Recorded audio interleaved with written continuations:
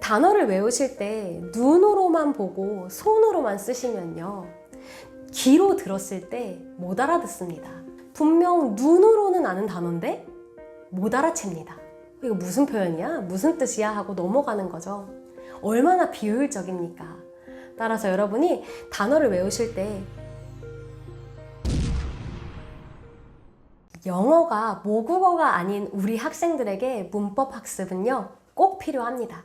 두 가지 이유 때문인데요. 첫 번째 이유는 정확한 영어의 사용을 위해서예요. 문법 지식이 있으면요, 오류를 판단할 수 있고요, 언어를 정확하게 사용할 수가 있습니다. 예를 들어서 나는 책 읽는 것을 좋아합니다. 영어로 뭘까요? 만일에 I love read books 이렇게 말하면 이 문장은 옳은 문장일까요? 틀린 문장일까요? 제가 지금 틀린 문장을 이야기했거든요. 그러면 I love read books 어떻게 고쳐야 옳은 문장이 될까요? 네, 여기서 read를 to read 혹은 reading으로 바꿔야 합니다. 어디가 틀렸는지, 과연 이게 틀린 문장인지 이것을 판단하는데 문법 지식이 필요한 거예요. 원어민들은요, 수십 년간 이 영어 환경에 노출되어 있기 때문에 자연스럽게 감으로도 알 수가 있어요. 이 문장이 뭔가 이상하고 여기서 뭔가 고칠 게 있다, 이걸 알 수가 있죠. 그래서 투부정사, 동명사 이런 용어를 배우지 않아도 원어민들은 여기서 read가 to read, reading으로 바뀌어야 된다는 걸 직감적으로 알아요. 그런데 우리 한국어를 배우는 우리 학생들은요, 직감적으로만 이걸 판단하기는 굉장히 어렵습니다. 내재적인 지식이 부족한 거예요. 따라서 이 내재적인 지식이 부족하기 때문에 문법을 명시적으로 반드시 학습을 해야 정확한 언어를 사용하고 오류를 짚어낼 수가 있는 거예요. 두 번째 이유는요, 시험을 위해서입니다. 안타깝게도 우리가 현실적으로 영어를 시험 과목으로 공부를 하게 되어 있죠. 이 시험 문제를 풀 때 여러분이 답을 골라내기 위해서는 기준이 필요합니다. 그 기준이 바로 문법이에요. 내신 시험에서 어법 관련된 문항 굉장히 많이 나오죠. 수능과 모의고사에서도 어법성 판단 유형 반드시 한 문제 나옵니다. 이걸 내가 감으로만 풀기에는요, 너무 정확도가 떨어져요. 신뢰도도 떨어지죠. 따라서 우리가 영어가 모국어가 아닌 환경에 놓여져 있기 때문에 정확한 언어 사용과 시험 대비를 위해서라도 문법 공부는 반드시 이루어져야 합니다. 문법 공부가 너무 어려우실 경우에는요, 이 한국어로 된 문법 용어나 설명을 너무 신경 쓰고 스트레스 받지 마시고 예문을 자주 읽고 소리내서 읽어보시는 걸 추천드립니다. 언어는요, 실제 문장에 반복적으로 노출이 되면서 감이 생겨야 돼요.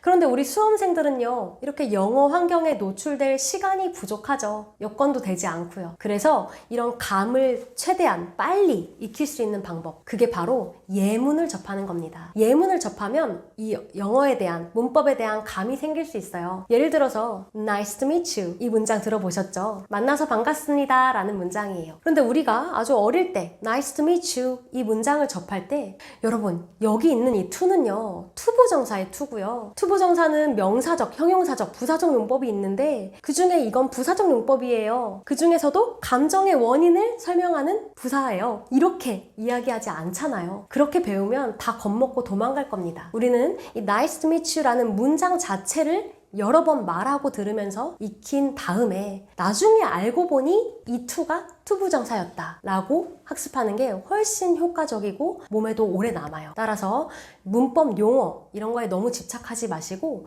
문법 설명이 있으면 거기 포함된 예문들 있죠? 이 예문들을 직접 소리 내서 반복해서 여러 번 읽어보시는 걸 추천드립니다. 기존의 영문법들은 관계대명사, 접속사 이렇게 단원이 다 분리가 되어 있습니다. 그래서 학생들이 막상 고등 독해 지문을 읽을 때 얘들아 같은 대신데 이 대신 무슨 대실까? 라고 물으면 그 분리되어 있던 개념들 중에서 어떤 걸 고를지 굉장히 혼란을 겪습니다. 그래서 저는 이런 아이들이 실제로 비교했을 때 어려워하는 개념들을 표로 비교해 가면서 정리를 많이 했습니다. 그래서 이 120개 개념을 모두 표 안에 넣었어요. 어떤 개념도 줄글로만 되어 있지 않습니다. 예를 들어서 관계대명사 that, 접속사 that 그리고 아이들이 이것과 동격의 대도 또 어려워하거든요. 그럼 동격의 대까지도 셋을 표로 비교하는 그런 단원도 다 넣었어요. 그래서 아이들이 실제로 예문과 한번 비교해 보면서 어떤 차이가 있는지, 실제 지문에서 만났을 때 헷갈려하는 이런 어려운 점들을 어떻게 비교할 수 있을지를 구분해 넣었습니다. 관계 대명사, 관계 부사 이런 것들도 따로따로 배우면 너무 어렵거든요. 그래서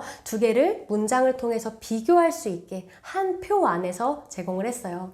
그리고 중고등 핵심 영문법이라고 되어 있고 120개가 들어있기 때문에 학생들이 사전처럼 활용하시는 걸 권합니다. 그게 제일 처음에 출간 목적이었어요. 아이들이 한 권으로 중고등학교 때 끝낼 수 있는 문법 사전을 만들자. 이게 목적이었거든요. 그래서 중학생이 보기엔 조금 어렵더라도 고등학생이 됐을 때 내가 분명히 열어보게 되는 단원들이 있을 거예요. 그래서 차곡차곡 내가 더 알게 되는 내용이 있다면 빈 부분에 추가해 가면서 하나의 사전처럼 이용하시는 걸 추천드립니다. 저는 단어를 소리로 익히시는 학습법을 추천을 드립니다. 단어를 외우실 때 눈으로만 보고 손으로만 쓰시면요. 귀로 들었을 때 못 알아듣습니다. 즉, 읽는 영어, 쓰는 영어랑 듣는 영어를 따로따로 배우는 거죠. 예를 들어 부정적인 이라는 뜻의 단어 negative가 있다고 할게요. 이 단어의 미국 표준 영어 발음은 negative입니다. 그런데 학생들한테 이 단어의 발음을 물어보면요. negative요 라고 대답을 해요. negative.